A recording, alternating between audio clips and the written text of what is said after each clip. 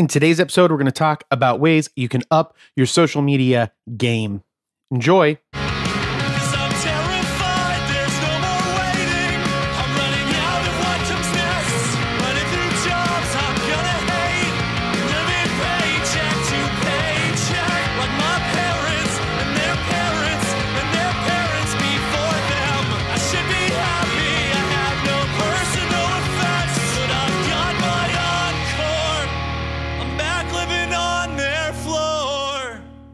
Welcome to the Age of Jeremy. My name is Jeremy Quintanilla. I am your host. I am the CEO of Age of Radio and one of the co-founders.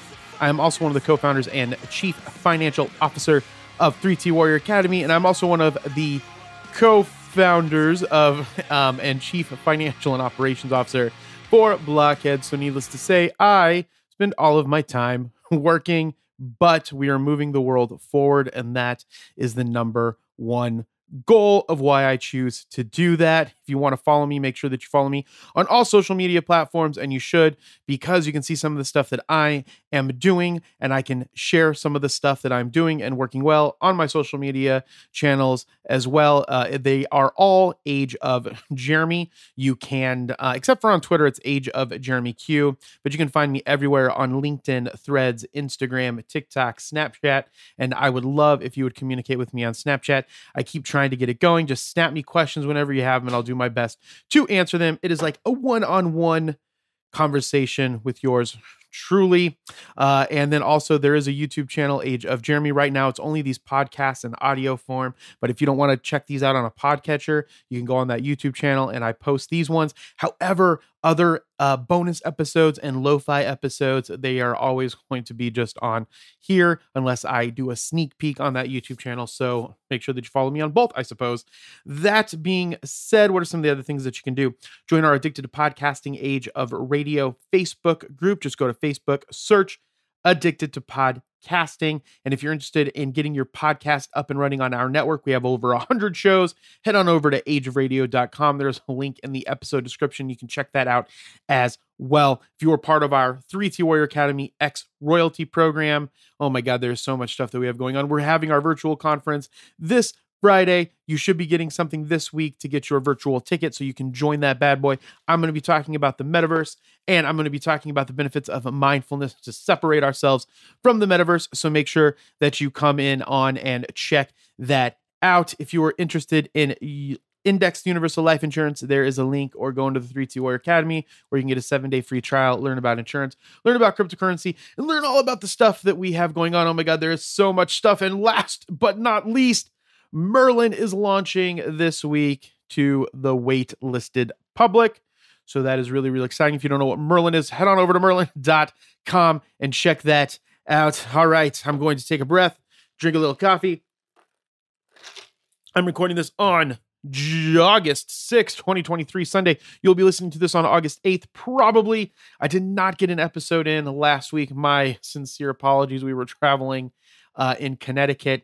I talked a little bit about some of the benefits and I guess pros and cons of our board governance meeting that we had in my Lemon 8 account. I forgot. Lemon 8, check that out. Age of Jeremy. Now, that being said, I am everywhere on social media. Do I think that you need to be everywhere on social media? Yes and no. I think you should try everything out, and then you'll find out what works for you. I use different things for different things specifically, right? So that's how I'm going to start talking about today's topic about the social media. So I use different social media platforms for different things. Give me 1 second.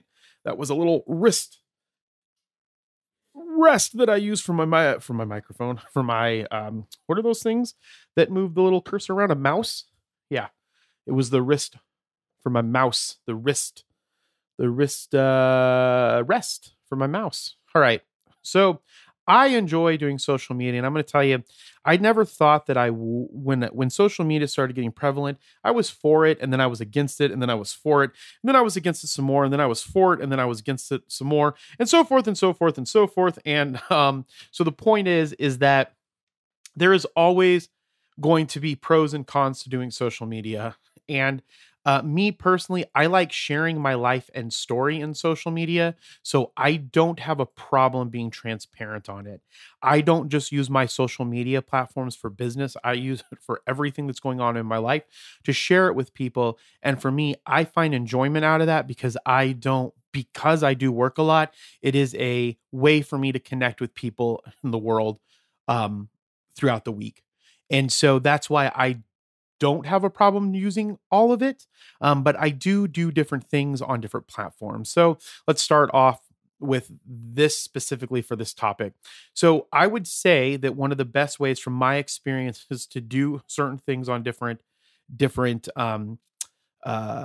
platforms. So on Lemon 8, I'm doing a lot of diary type stuff, sharing pictures, talking more about what it is. I've only done a few posts. I don't have any followers on that, so I'm just being transparent. On Instagram, I do all of my stories and vlogging, which I also share on Snapchat. And I also do pictures, and then I either repurpose reels from TikTok or do specific reels for Instagram. But I like to share anything on the Instagram feed. But most of the time, it's more of the stuff that's going on in my life and an inside look at stuff. On TikTok, I do mainly financial literacy stuff, what people can do to move forward in their life. And then occasionally I share certain things on there. On LinkedIn, I'm trying to focus on building authority. So I would use LinkedIn to build authority. And what I mean by that is that I have financial background, content creation background, marketing background, and I try to portray those types of things on LinkedIn. And in one of my podcast episodes I did a while back, that's essentially what LinkedIn is wanting you to do on their platform. So that's what I'm really trying to focus on. And then you can do those same types of things with the businesses as well. But this is more focused on you as an individual getting your content out there. And so as I grow my social media platform, and again, I only have probably across everything uniquely, probably around 6 or 7 thousand followers, which is a lot. I mean, if you think about it, you used to have to travel around and go and do shows and all kinds of stuff to get 7,000 people to see you. But with social media, you don't have to worry about that. Now, am I a social media influencer? I probably influence a small amount of people. I am in no way like Coach JV, my business partner, who has 1.6 million followers. And so some of the things that I am going to be telling you are some of the things that he also recommends when we're teaching this to people. And so, again, it all depends on what your goal is for what you're trying to accomplish. So, once you decide where you're going to be, you need to figure out what the goal is. If your goal is to get as many followers as possible, it's probably better if you niche into a specific category. So, like with CJV, it's all macro and microeconomic stuff and cryptocurrencies and finance, where the world's going financially. You can kind of get an idea of whenever you're going to look at Coach JV stuff, that's the stuff that you're going to get. When you look at my stuff, you don't know what you're going to get because that's not the brand that I'm trying to portray from me personally out into the world. My brand is just me, what I'm choosing to do, what I'm making me happy, and what I'm sharing. Right. And so the growth is usually smaller in that, and the growth in the other way can be much faster. So it depends on what your goal is and what you're trying to do. So that being said, once you kind of figure that part out, then you need to essentially do some of these things that I'm going to mention right now. So the first one is make sure that you set up SMART goals. So SMART is kind of like a buzzword, SMART goals. I guess I shouldn't say a buzzword. It's a common thing that's taught all the time in most motivation, business, and education things of how you should set goals. So SMART stands for specific, measurable, achievable, relevant, and time bound. So specific would be like, I'm going to focus on doing so many posts a week. These are very generic. So many posts a week. And that's measurable because I can see that I'm getting 5 posts. It's super achievable if I can do 3 on Instagram, right? You don't want to be like, I'm going to do 3 posts a day on every single social media platform. You would pick like a few, like 3 a week.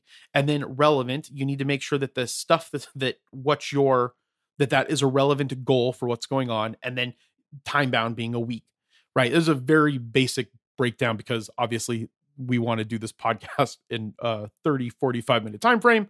But so again, specific, measurable, achievable, relevant, and time bound. You can do a search on the internet and find all about this and how to do it. You can clarify what you want to achieve, how you will measure progress, and when you will reach your desired outcome. And so that goal setting will change over time as you get more depth with what you're trying to accomplish. But it's very, very important that you stick to it and stay consistent. Okay.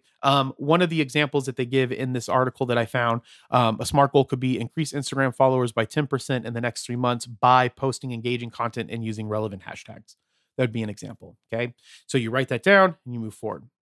The second thing that you need to do is you need to understand your audience. This is one of the ones that I'm dealing with right now, trying to get better at, because I don't know exactly who my audience is that's out there because I post so much stuff. And there's different ways that you can go about finding out that audience. So knowing who your target audience is and what they want from your brand is crucial for creating a successful social media plan. You can use tools like Sprout Social or Hootsuite to conduct audience research, analyze the demographics, preferences, behaviors, and pain points. Those will usually cost money. You can also see some of this stuff within the specific social media platforms themselves, but the demographics don't go as in depth. The other thing that you can do is always do surveys. You can get SurveyMonkey, you can use Google Forms, you can use Microsoft Forms. And if you get your people to fill out a survey, or if you can poll questions inside of the content, you can get a better idea of who is listening and watching you. And then when you get that, then you can kind of know what content is really sticking. And then you can replicate that content to get people to keep coming and getting new followers, right? If followers is your goal. If your goal is engagement, which I'll talk about why that might be the more beneficial one here in a minute, and what I'm really focusing on is that if your is engagement, then you would want to analyze the posts that are getting the most engagement and then replicating them and finding out what it is that you're doing to do that. And then you want to audit your social media profiles. So before you start planning your social media activities, it's important to evaluate your current performance and identify your strengths and weaknesses. You can use a social media audit template to review your profiles, content engagement. You can get something like that at Social Media Examiner. You can find something like that online, and it'll really give you a way to audit everything that's going on across all of your social media platforms, so you can get an idea of the goals that you want to set moving forward and what the plan is going to look like. And then the third one, which I really fucking suck at, and I'm just being real with you, is Content Calendar. Content Calendar is a tool that helps you organize and schedule your social media posts in advance. It allows you to plan your content strategy, align with your goals and events, and ensure consistency and quality across all platforms. But you can use tools like Google Calendar, Trello, or CoSchedule to create your manage your content calendar. Also, Adobe Express has one as well that connects and can do automatic posts. I'm going to take a little bit of my Starbucks drink. This podcast is not brought to you by Starbucks, but I drink a cold brew with a splash of cream. And to be honest, if I had to pick a coffee place to get from every single day, it would probably be Dunkin' Donuts or Coffee Bean and Tea Leaf. So if Dunkin' Donuts or Coffee Bean and Tea Leaf are ever listening to this, that's a free one. Next time you got to pay. No, I'm just kidding. Okay, so you have to create SMART goals, understand your audience, audit your social media profiles, create a content calendar. The reason why I suck at making a content calendar is my life is jam-packed all the time. If we look at just tomorrow, I have like 9 hours of meetings. I have to write some documents. Tonight, even on Sunday, I'm going to try to work on a PowerPoint presentation. And to be honest, tomorrow I'll probably finish up the PowerPoint presentation. If I don't get to it tonight, I eventually have to add in making YouTube content, making the lo-fi video, which I might do tonight after Twitter Spaces. And also too, Twitter Spaces, follow Merlin, get Merlin Crypto on Twitter. And every other week we do a Twitter Spaces. I host it kind of. I mean, I moderate it, but the host is actually Abdullah. He's probably gonna be like, you said my name wrong. It's Abdullah. I'm gonna call him Abs. Abs does it. And so we're doing that tonight. And so the next one will be in 2 weeks from when you're listening to this. So you'll be listening to this on Tuesday, August 8th, hopefully. And that following Sunday, we won't have one, but the following Sunday we will. And it is about cryptocurrency, market updates, things of that nature. If you want to or are interested in any of that content. Okay. So SMART goals, understanding your audience, audit your social media profiles, create a content calendar. With the content calendar, again, it's super, super beneficial. You can do it. I am not good at it because of everything that goes on. If we talk to Brenda, who works in our social media team, who doesn't actually manage my social media because I don't have anybody specific yet, which is one of the big goals that I have for this upcoming year, is to have my own team doing my own social media as I continue to build my amazing brand. And she schedules all that stuff out. So like all the stuff that you see on our 3T Warrior Academy on Merlin, she schedules that. Ruthie schedules all this stuff on Age of Radio. And then again, I'm working on my own specific stuff as I build my presence out in the world for longer term objectives that I have. So make a content calendar, it'll benefit you. And then automate some tasks. To lighten your workload, employ automation tools like Sprout or Hootsuite to publish and schedule posts in advance, monitor and respond to comments and messages, track and analyze metrics, and generate reports. Automation can save you time and resources. So if you can, anything that you can automate. The one thing that I will say is that if you want your content to be super individually unique every single time, you may lose some of that when you automate those processes. So the other thing to do is have like a planning session where you make the content so the content is all uniquely designed, and then all of that stuff goes to a processor who processes it on the actual distribution of the social media. So like if you were to have someone, you'd have a content day, then it goes over to your social media team, they distribute they set it all up for distribution, set it at the right times that you need to have it, and then you can either work on commenting when people comment, or you can have someone comment on your behalf. I am an advocate of commenting, but again, once you have like 1.6 million followers, you may not have the time or resources or energy to comment on everything. But that's one of the reasons why I really like the Snapchat. At least for me, if you have a question, just Snapchat me. No one's ever done that yet, but I'm still going to keep pushing it. I do never, ever, ever, ever, ever give up. I just keep going and keep getting better. And that's one of the things that will make you successful. So those are some of the ways to improve your social media.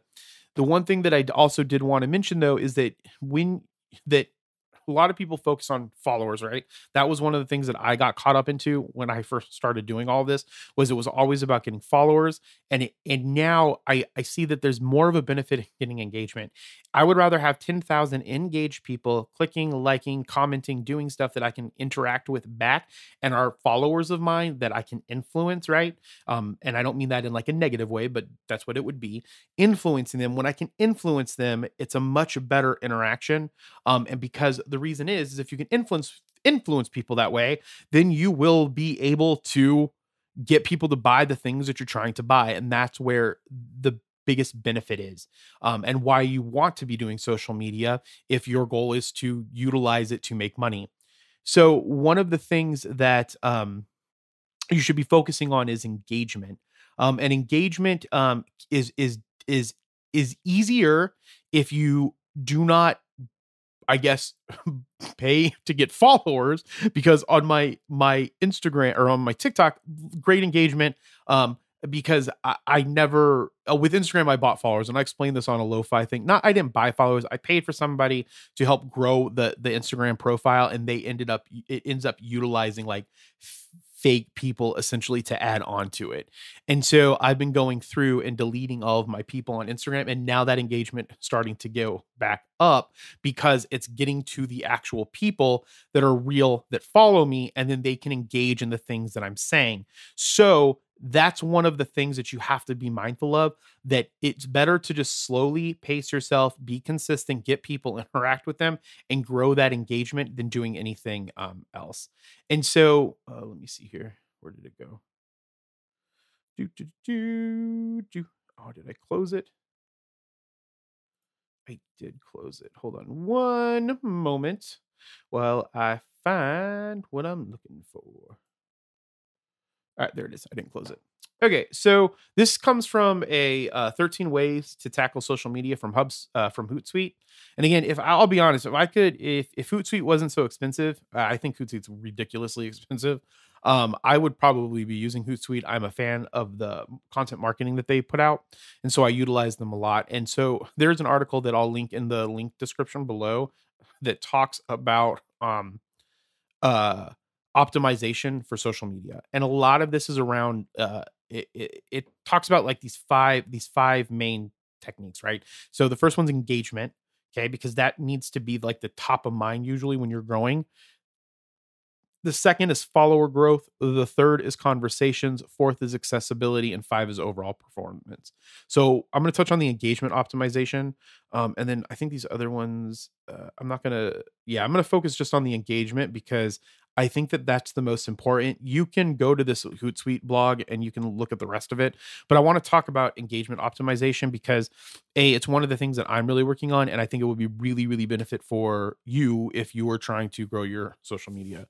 So you have to post at the right times. This I have seen so much better when I post in the mid morning on my TikTok as opposed to late at night when I usually post. And so post at the right time. So to get anywhere on social, you need to consistently post high quality content that your audience likes. But did you know you also need to post at the time when your audience is more likely to engage with it? So there are certain times of the days and weeks that your audience is more likely to be online, and figuring out these special times to post on social media is kind of a can be a pain in the ass. So you can go and find like basic times when people can do it, but you can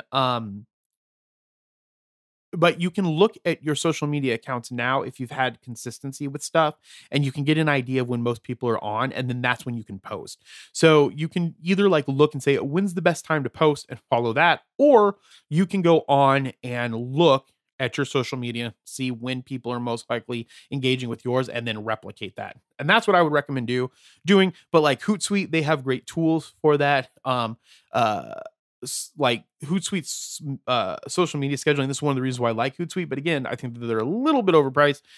Gives timing recommendations based on your historical performance and goals. It helps you extend reach, build awareness, increase engagement. Gives unique timing recommendations per each network. Shows data in an easy to understand heat map, and can find it in your analytics dashboard and the publisher. And it makes recommendations of when to schedule.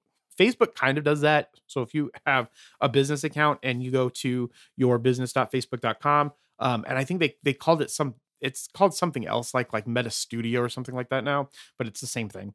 And so when you go there, you can post and it'll give you recommendations of when to post on Instagram and when to post on Facebook based off of the information that Facebook or Meta has off of your social media platforms. So that's one of the best things to do is find the best times to post, then stick with it as much as possible. Stick with it as much as possible. I just realized that I was like half a mile away from the microphone. Stick with it as much as possible. And that's when people can be coming engaged with what you're doing. The second thing is you want to ask questions in your post. This is something that I've been trying to do better. There's no easier engagement hack than to ask your followers questions and have them comment with their responses. Most people will eventually ask, but so what you want to do is you can use stickers, you can use things in stories, post a little bit. I don't have enough of an engaged following yet to get really good at the post and having people ask questions and people comment. That's one of the things that I'm going to try to start doing here more. But I do it in stories a lot with polls, and those usually do really, really well. And that's how you can get people to engage. And why that's beneficial is because the more that people engage, then the social media platform, in this case, Instagram, because of stories, they will send that out to more and more people. And that's how you can get more and more followers. And so that's why the engagement is so beneficial, because the algorithms are looking for those posts that are getting people to interact with them. And then they continuously put those posts out. The third one, which is something that I don't do because I don't know, I just don't make the time for it, I guess. They talk about turn your posts into carousels. So carousel posts are one of the more engaging format brands that you can use on a platform. So when you have multiple pictures or multiple things and people can scroll through them, it gets them to stick on that post longer and move through it. And so when that happens, there's more engagement with that post, which then again, like I said, sends it out. And also too, they're more likely, because they're already interacting with the carousel, they're more engaged with that post from a viewing perspective. So then they're more likely to engage in that post by commenting or liking or something along those lines. That's why that one is so beneficial. And then post the right amount. So bombarding your followers with too much content is a surefire way to tank your engagement rate, at least according to this blog post. I agree with that to some extent. On the other hand, finding your optimal social media posting schedule is essential to driving more engagement and conversations with your brand. So according to experts, this is what they say. Instagram posts 3 to 7 times per week. Facebook posts 1 to 2 times a day. So Facebook, you can go harder on. Twitter's 1 to 5 tweets a day, and LinkedIn's 1 and 5 times a day. I have also heard some where LinkedIn's like a few times a week would be better. So it just depends on how hard you want to go on it. What I would recommend is on those platforms, find what works really, really good for you and then just stick to it. So like one of the ones that for me, just reading this and doing this with you on Facebook, I have no Facebook followers really, because it's not, I'm just being real, it's not like my favorite place to be. But that being said, maybe I'll try doing a few posts a day, one or at least one post a day, and just see how that adds up inside of Facebook and see what we can do with that. And then we have, and then it goes into the growth optimization, I think, follower growth. Yeah. So as far as the engagement goes, the things that you want to do is 1, you want to post at the right times. Okay. Second, 2, ask questions in your post, get people to interact, turn your post into carousels, creates better engaged things. I would also say post more videos inside of your post too, because this was written in 2022.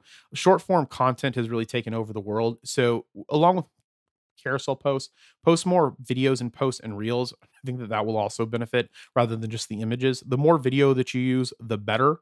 And then and then post the right amount. So you don't want tons and tons of stuff. Like sometimes I get stuck at night in Twitter and I'll just be reposting and posting and posting and posting. You want to make it consistent throughout the period of the day. And then that will keep you in front of everybody throughout the day. And that's kind of the goal behind it. So that being said, those are the things that I think that will increase your engagement. Check out this blog post by Hootsuite so you can see all of the amazing stuff that they recommend for increasing your optimization. And then as a recap for the stuff that I said at the beginning, make sure that you find the platform that you want, figure out the content that you want to put, if you're going to niche, what kind of stuff that you're going to put out there. And then you want to set smart goals. You want to understand your audience. You want to audit your social media profiles, and you probably want to do that on a regular basis. Create a content calendar, and then you want to try to automate as many tasks as you possibly can. I will post a link to all of the content that I use to share with you today. And like always, as I always say, remember, be thankful, grateful, and kind. We will talk with you next time. Bye.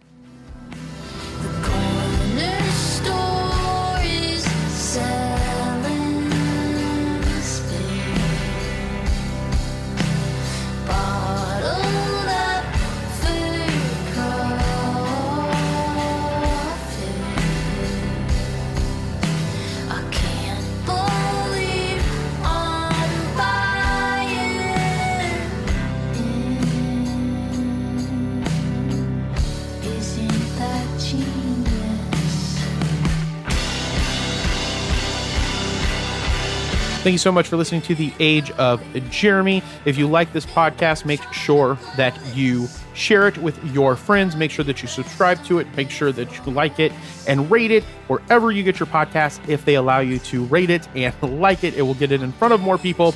Our opening song was Brave Faces Everyone by a band called Spanish Love Songs. Our closing song was Threatening Each Other, Capitalism by Illuminati Hotties. I like to use my Zoom L8, my Neumann microphones. I like Cubase and Waves plugins. And one last time, remember, be thankful, grateful, and kind. We'll talk with you next time. Bye.